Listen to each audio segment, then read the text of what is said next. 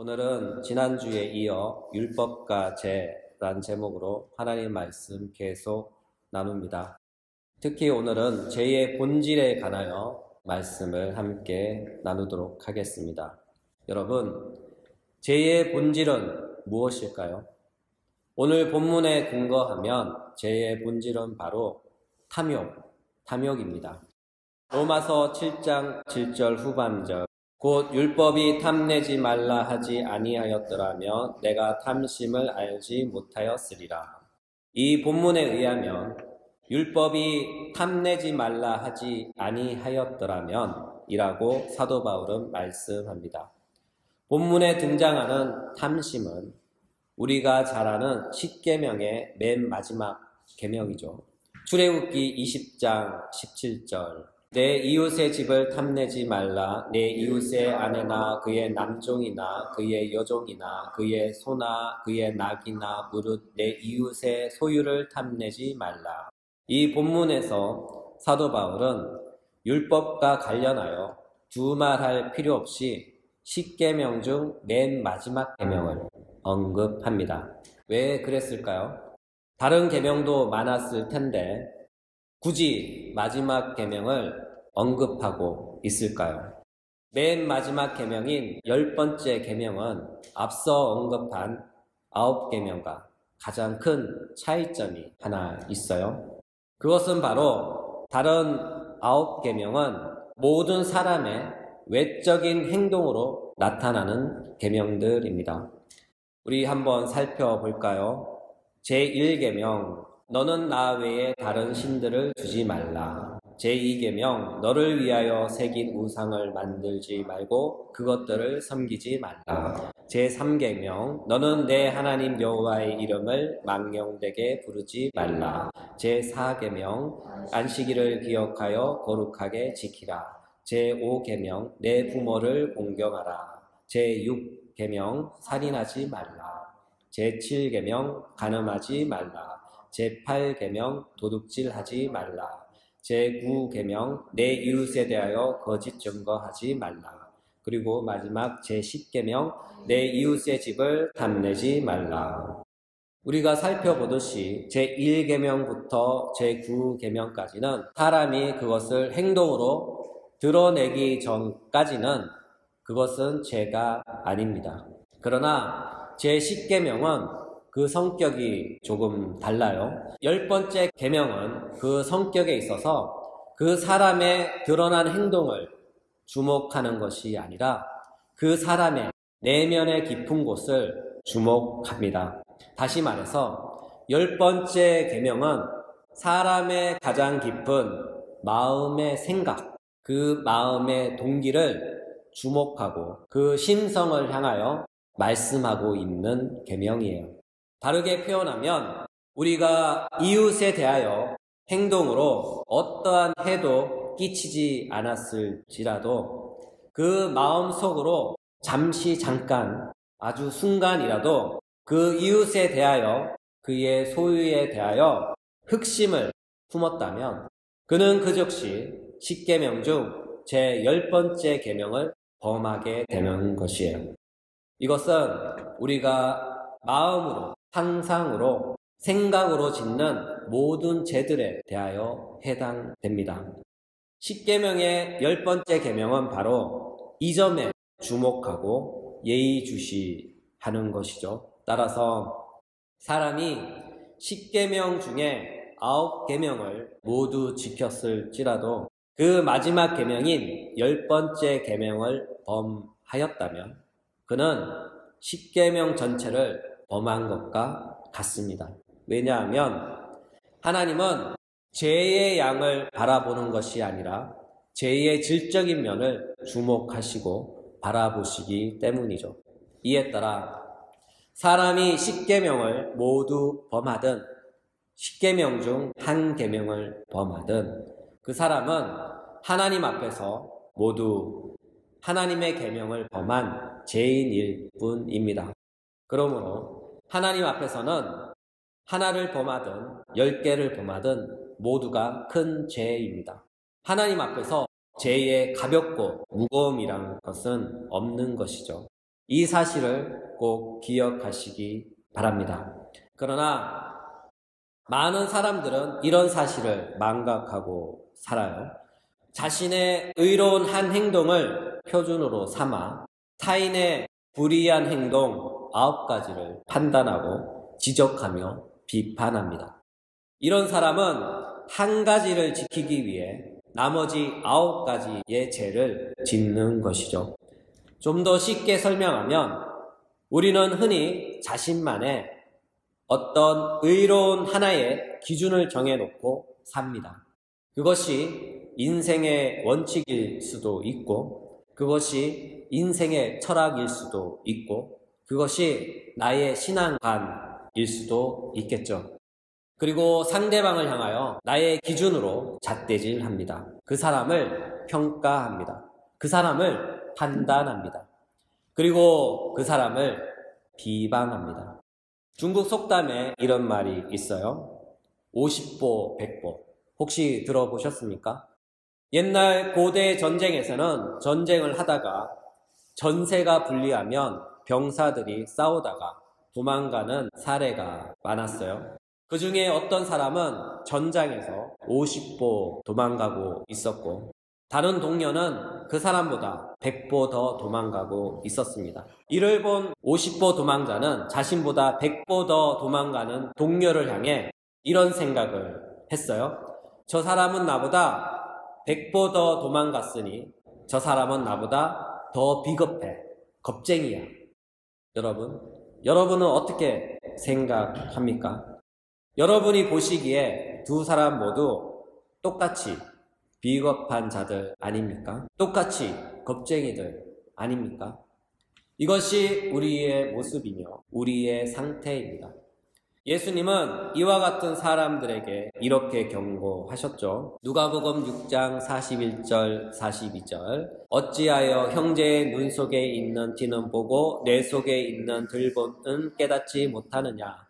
너는 내 눈 속에 있는 들보를 보지 못하면서 어찌하여 형제에게 말하기를 형제여 나로 내 눈 속에 있는 티를 빼게 하라 할 수 있느냐. 외식하는 자여 먼저 내 눈 속에서 들보를 빼라. 그 후에야 내가 밝히 보고 형제의 눈 속에 있는 티를 빼리라. 또한 마태복음 7장 1절 2절 이렇게 말씀하시죠. 비판을 받지 아니하려거든 비판하지 말라. 너희가 비판하는 그 비판으로 너희가 비판을 받을 것이요 너희가 헤아리는 그 헤아림으로 너희가 헤아림을 받을 것이니라. 예수님의 이 경고처럼 우리는 무엇을 판단하고 비판할 때 경솔하면 안 됩니다. 자신을 먼저 잘 반성해 보고 상대방에게 신중하게 행동해야 합니다. 물론 예외의 경우도 있어요. 그것은 공공의 이익을 취하여 사익을 추구한 경우가 그렇습니다. 사회적으로 국가적으로 불이한 방법과 정책으로 사회를 또는 국가를 혼란에 빠뜨리거나 위험에 빠뜨려 많은 손해를 가져와 그 사회를, 국가를 어지럽히는 경우가 그러합니다. 이러한 상황에서는 마땅히 공공의 정의 실현을 위해 합당한 기준인 헌법과 공의로 판단하고 비판함이 마땅합니다. 이것은 살아있는 양심의 목소리이며 행동이며 정의로운 일입니다. 또한 교회 안에서 교회의 하나됨과 성경의 진리를 왜곡하거나 비진리를 전파하여 교회를 분열시키고 믿음을 무너뜨리려는 불의한 세력에 대하여 마땅히 판단하고 하나님의 진리를 위해 목숨 걸고 싸워야 합니다. 이것은 하나님의 나라를 위해 진리를 위해 그리스도인으로서 마땅한 행동입니다. 그러나 이 외의 경우에 대하여는 우리 모두 신중하게 생각하고 행동합시다. 예를 들면 어떤 일을 할 때 나의 생각과 방식이 다르다거나 내 마음과 뜻이 다르다거나 내가 갖고 있는 기준과 상대방이 소유한 신앙의 경험이 다른 경우입니다. 그 마주하는 상황이 현실의 사정이 이와 같을 때 우리는 상대방에 대하여 신중해야 합니다. 함부로 판단하지 말아야 합니다. 그것은 바로 이웃에 대하여 죄를 짓는 것과 같습니다. 하나님은 이것에 대하여 죄 없다 하지 않으셔요. 이 사실을 꼭 기억하십시오. 본론으로 들어와서 사도 바울은 왜 10계명 중 굳이 10번째 계명을 언급했을까요? 그 이유는 바로 10번째 계명은 모든 계명의 핵심이 되기 때문이죠. 제1계명에 대한 불순종이 왜 일어났습니까? 바로 탐심 때문이에요. 사람의 마음의 탐심이 하나님을 외에 다른 신들을 갈망하며 애타게 찾게 합니다. 이스라엘 백성들이 가나안 땅에서 왜 타락했을까요? 가나안 땅의 원주민들이 섬겼던 풍요의 신들을 섬겼기 때문이에요.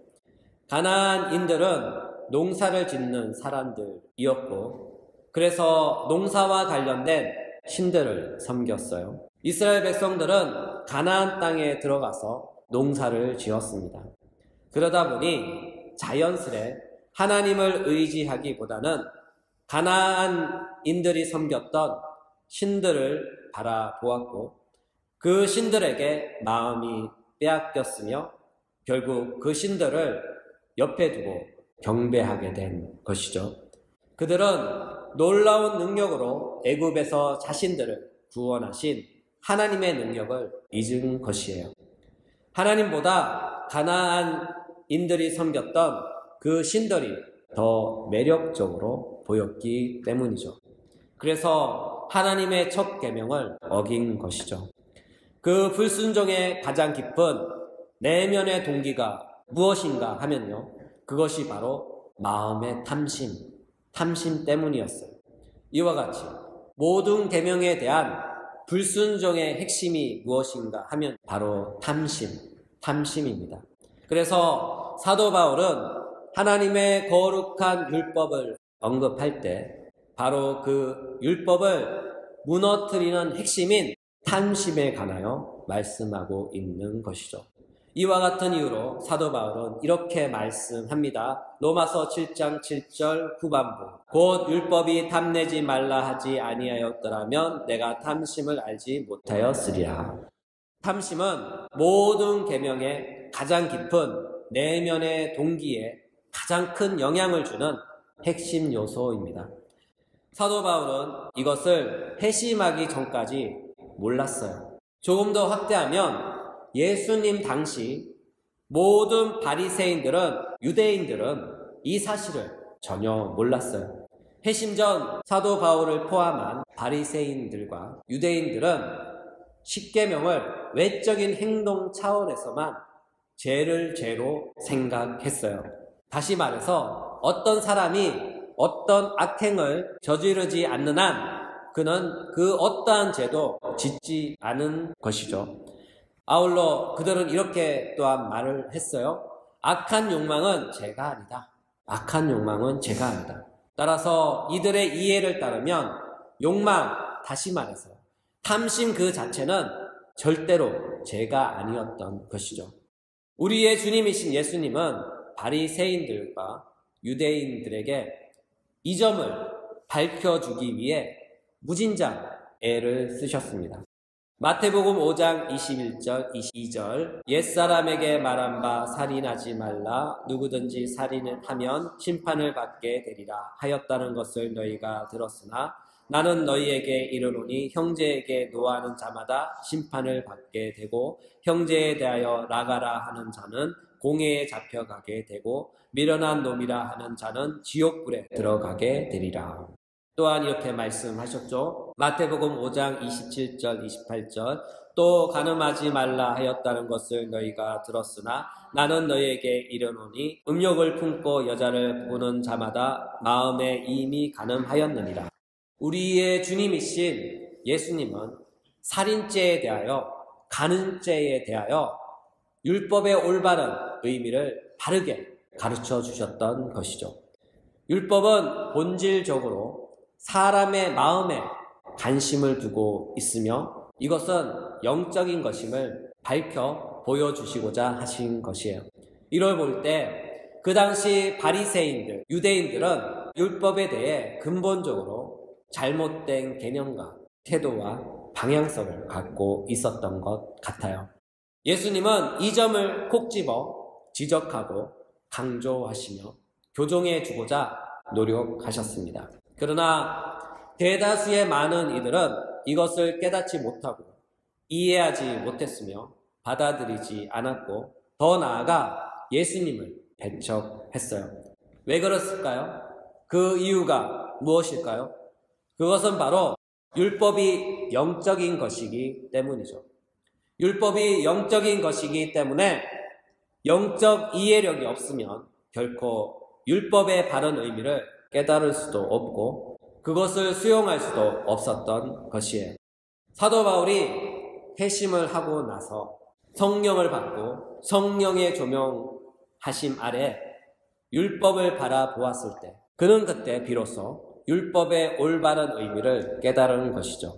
그래서 이렇게 고백한 것이 아닙니까? 로마서 7장 7절. 그런즉 우리가 무슨 말을 하리요? 율법이 죄냐? 그럴 수 없느니라. 율법으로 말미암지 않고는 내가 죄를 알지 못하였으니 곧 율법이 탐내지 말라 하지 아니하였더라면 내가 탐심을 알지 못하였으리라. 사랑하는 여러분, 우리가 하나님이 주신 율법을 올바르게 이해하려면 반드시 성령의 조명하심이 필요합니다. 성령께서 우리의 어두운 마음의 눈을 열어 그 말씀을 깨닫게 하시고 이해되게 하실 때 하나님의 참된 말씀의 의도를 비로소 이해할 수 있습니다. 왜냐하면 이 모든 것은 영적인 것이기 때문이죠. 따라서 영적이지 않은 사람, 다시 말해서 중생하지 않은 사람은 절대로 율법의 참된 의미와 죄의 본질을 깨닫지 못합니다. 아울러 중생하지 않은 사람은 율법의 외형적인 계명은 지킬 수 있으나 율법의 참된 정신은 절대로 지킬 수가 없는 것이죠. 사실이 이와 같기에 그들의 부단한 경건의 노력은 무가치하며 헛된 열심이며 오히려 사망의 열매만 쌓는 것이 됩니다. 사도 바울은 자신의 옛 생활을 회고하면서 헛된 경건과 열심에 관하여 이렇게 고백했어요. 빌립보서 3장 7절부터 9절. 그러나 무엇이든지 내게 유익한 것을 내가 그리스도를 위하여 다 해로 여길 뿐더러 또한 모든 것을 해로 여김은 내 주 그리스도 예수를 아는 지식이 가장 고상하기 때문이라. 내가 그를 위하여 모든 것을 잃어버리고 배설물로 여김은 그리스도를 얻고 그 안에서 발견되려 함이니 내가 가진 의는 율법에서 난 것이 아니요 오직 그리스도를 믿음으로 말미암는 것이니 곧 믿음으로 하나님으로부터 난 의라. 여러분, 사도 바울이 누굽니까? 이스라엘 중에 이스라엘이었으며 율법으로는 그 당시 최고의 학파인 가말리엘 학파의 수제자 아니었습니까? 율법의 의로는 흠이 없었던 자였고 열심으로는 교회를 박해하는 그 누구보다도 가장 앞장섰던 사람입니다. 그랬던 그가 이렇게 고백한 것이죠.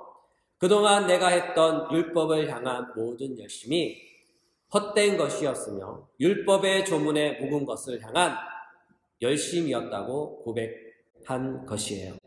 그러므로 예수를 만나서 성령을 받기 전까지 우리는 율법의 1.1에게 바른 의미도 이해할 수 없고 성경의 단 한 구절도 절대로 이해할 수가 없습니다. 왜냐하면 율법은, 성경은 바로 영에 속한 것이며 영적인 것이기 때문입니다.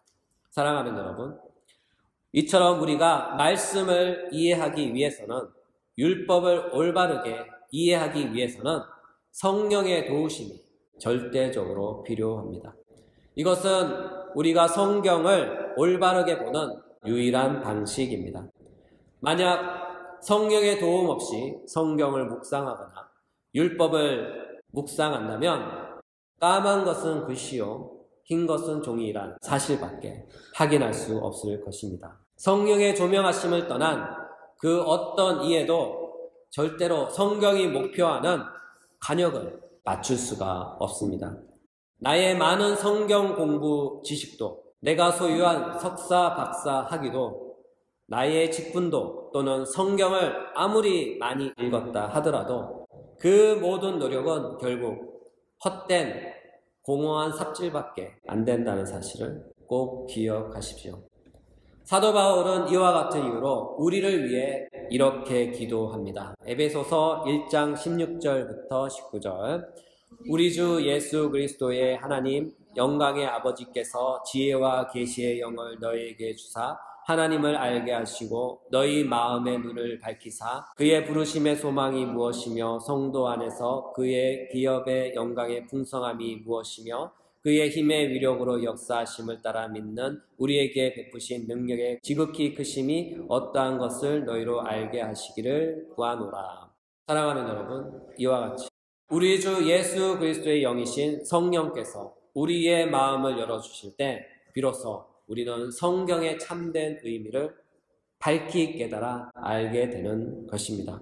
따라서 우리는 항상 무엇이든지 성령의 인도하심을 받기 위해 기도합시다. 특히 성경 공부할 때나 경건한 지식을 탐독할 때나 말씀을 볼 때에 성령의 인도하심을 간구합시다. 성령의 조명하심을 간구합시다. 주님께서 지혜와 계시의 영이신 성령을 기름 붓듯 부어주시기를 힘써 간구합시다. 이것은 우리가 영적 지식을 대하는 올바른 방식이며 유일한 통로의 기도입니다. 여기 모이신 주님의 모든 종들에게 우리 주 예수 그리스도께서 지혜와 계시의 영이신 성령을 충만히 부어주셔서 매 순간마다 날마다 성령의 인도하심을 받는 또는 성령의 가르침을 받는 주 예수 그리스도의 거룩한 종들이 되시길 예수님의 이름으로 축복합니다.